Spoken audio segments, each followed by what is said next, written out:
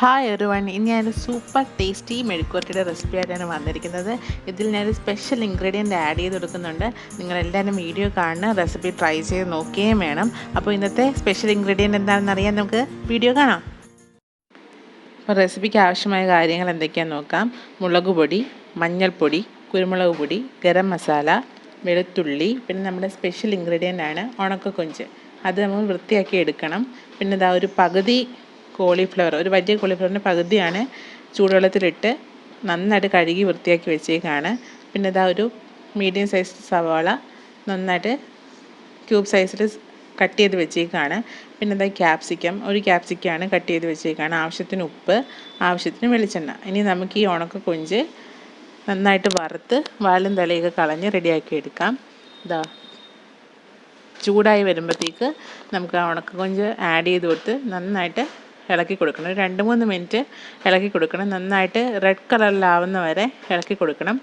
ഒരുപാട് ചൂട് കൂടരുത്, കരിഞ്ഞു പോവും. ഇതാ ഇപ്പോൾ ഓക്കെ ആയി വന്നിട്ടുണ്ട്. ഇനി നമുക്കിത് ക്ലീൻ ചെയ്ത് മാറ്റി വെക്കാം. ഇനിയും ഇതാ ഞാൻ ചീനച്ചട്ടി ചൂടായി വന്നപ്പോഴത്തേക്ക് ഒരു 2 ടേബിൾ സ്പൂണോളം എണ്ണ ആഡ് ചെയ്ത് കൊടുത്തിട്ടുണ്ട്. വെളിച്ചെണ്ണയാണ്. ഇനി എന്താ കട്ട് ചെയ്ത് വെച്ചിരിക്കുന്ന 3 വെളുത്തുള്ളി ആഡ് ചെയ്ത് കൊടുത്തിട്ടുണ്ട്. ഇനി നമുക്ക് കട്ട് ചെയ്തേക്കുന്ന സവോളയും കൂടെ ആഡ് ചെയ്ത് കൊടുക്കാം. അതും കൂടെ ആഡ് ചെയ്ത് നന്നായിട്ട് ഒന്ന് മിക്സ് ചെയ്ത് കൊടുക്കണം.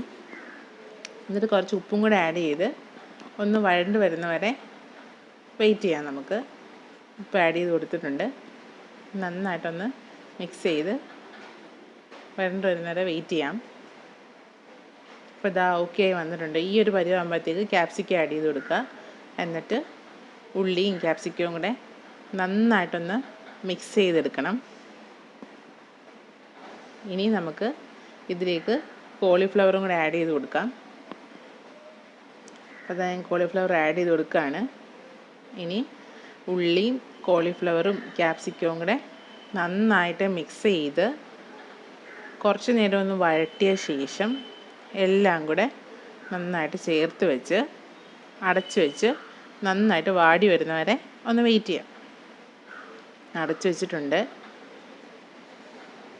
ഇതാ ഇനിയിപ്പോൾ നമുക്കൊന്ന് ഇളക്കി കൊടുക്കാം.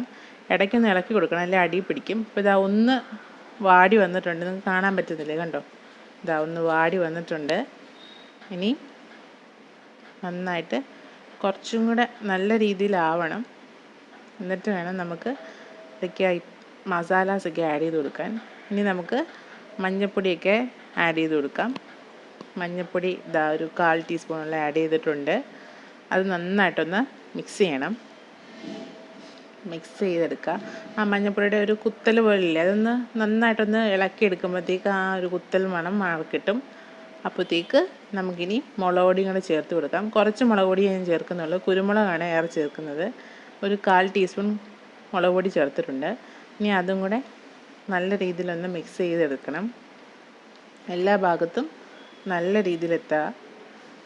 ഇനി നമുക്ക് കുരുമുളക് പൊടിയും കൂടെ ആഡ് ചെയ്ത് കൊടുക്കാം. കുരുമുളക് പൊടി ഒരു 1/2 ടീസ്പൂൺ ഞാൻ ആഡ് ചെയ്ത് കൊടുക്കുന്നുണ്ട്.